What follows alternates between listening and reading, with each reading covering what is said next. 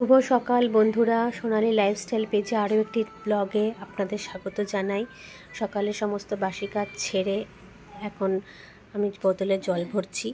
যে আগের ব্লগে আপনারা দেখেছেন যে ভারী ভাই জল দিয়ে যায়, সেই জল থেকেই আমরা সেই ড্রামের জল থেকেই আমরা এখন বোতলে জল ভরবো, কারণ বোতলে জল না ভরলে তো সেই জল খেতে একটু অসুবিধা হয়, আর ফ্রিজে রাখতেও সহজ হয় রাখাটা, কারণ ফ্রিজের জল গরমে মানে মারাত্মক প্রয়োজনীয়।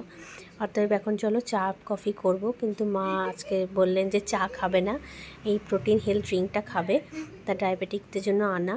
এটা হচ্ছে বাইজুসের কাপ। আমার হাজব্যান্ড HSBC জয়েনের আগে বাইজুস জয়েন করেছিল, সেই কফি মাগেই তার মাকে আমি হেলথ ড্রিঙ্কটা দিয়েছি, সাথে বিস্কিট। সকালে জলখাবার করব আজকে চানা মশলা মটর দিয়ে চানা মশলা, তার জন্য মশলা রেডি করে নিয়েছি, মশলা পেস্টও করে নিয়েছি।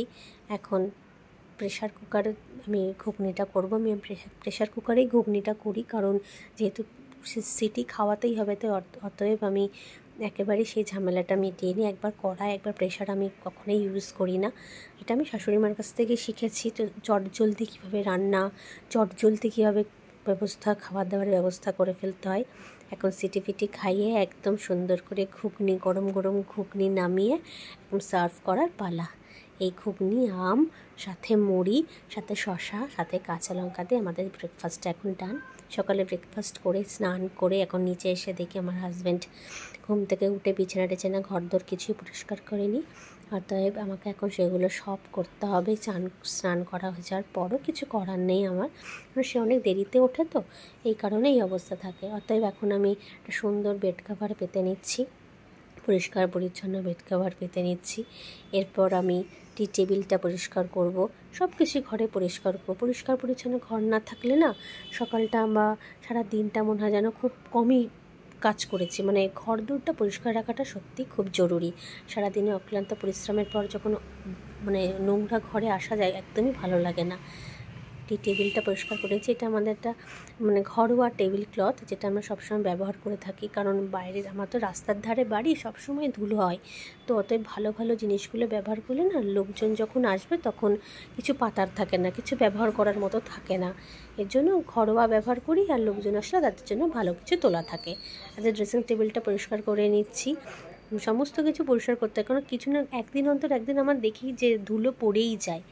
এই এখন সব পরিষ্কার পরিচ্ছন্ন হয়ে গেল। এখন সব গঙ্গা জল ছিটিয়ে আমি পুজো শুরু করব।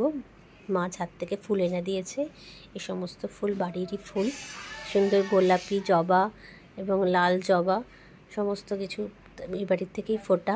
এই পিমুলিয়া ফুলটা আমাদের বাড়ির ফুল। এই ফুলটা আমাদের বাড়ির ফুল, আমাদের বাড়ি থেকে আনা হয়েছে। মা ছাদে গাছটা লাগিয়েছে, প্রচুর ফুল দেয়। পুজো করে হয়ে গেলে এখন রান্নাঘরে এসেছি, রান্না চাপাতে এসে দেখি মা অলরেডি ভাত বসিয়ে দিয়েছে, কারণ আমাদের কাজের মাসি ভাত খাবে, তাই তাড়াতাড়ি ভাত দিতে হয়। সে 12:30টার মধ্যে ভাত খায়। এরপর আজকে সেরকম কিছু করব না, যেহেতু আগের দিন খুব রিচ খাওয়া হয়েছে, তাই আজকে খুব হালকাই রান্না করব। ভেন্ডি, ডাল, অমলেট এসবই করব। আজকের ওয়েদারটা প্রচণ্ড ভালো, খুব ঠান্ডা ওয়েদার, সারাদিন বৃষ্টি হচ্ছে, মেঘও ডেকেছে খুব সকালবেলায়। এদিকে ওরা বেরিয়েছে গড়িয়াহাট, আমার যে বৌদি আর আমার হাজব্যান্ড একটু গড়িয়াহাট গেছে। ওরা চলেও এসেছে, আমি তার জন্য গরম গরম অমলেট করে ফেলছি। তারা ভাত দিয়ে, ডাল দিয়ে, ভাত দিয়ে খেতে খুব সুবিধা হবে। ডিমগুলো এইভাবেই ফাটিয়েছি, কারণ আমার শাশুড়িমা বলেন যে এইভাবে ডিম ফাটিয়ে ঘরে ঝুলিয়ে রাখলে নাকি টিকটিকির একদমই উৎপাত হয় না।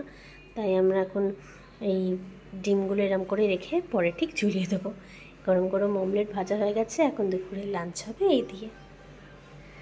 তারপর আমরা লাঞ্চ সেরে এসে ঘরে এসে ওরা দেখছে যে গড়িয়াহাট থেকে কী কিনেছে, অনেক কিছুই কিনেছে। বৌদি অনেক চুড়িদার পিস, নাইটি কিনেছে, শুভর জন্য একটা শার্ট কিনেছে, এই শার্টটা কিনেছে, আমার জন্য একটা হাউস কোট কিনেছে। এই পারফিউম 3টে কিনেছে অফারে, 3টে পারফিউম 3জনকে দেওয়া হয়েছে। আমি নিয়েছি, বৌদি নিয়েছে, এবং আমার বাবার জন্য একটা রাখা হয়েছে। এটা একটা ওয়াইপস আমাকে দিয়েছে আমার বৌদি, থ্যাংক ইউ সো মাচ, খুব পছন্দ হয়েছে। আমাকে বললো যে হাউস কোটটা পরে দেখতে, তাই আমি একটু পরে দেখলাম, কারণ আমি কখনো এই হাউস কোট ইউজ করিনি, ফার্স্ট টাইম ইউজ করছি। গুড ইভিনিং বন্ধুরা, সন্ধ্যেবেলা চলে এসেছি সাউথ সিটি মল।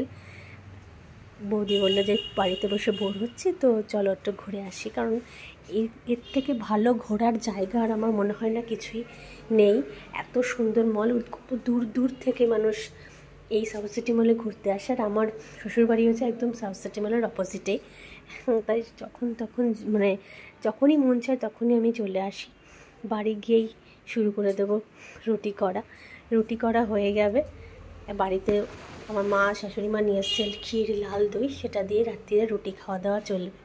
চলো বন্ধুরা, রাত্রিরে ডিনার করে নিই, ডিনার করে শুয়ে পড়ি। আজকের ব্লগটা এই পর্যন্তই, কাল আবার দেখা হবে। গুড নাইট বন্ধুরা, ভালো থাকবেন, পাশে থাকবেন।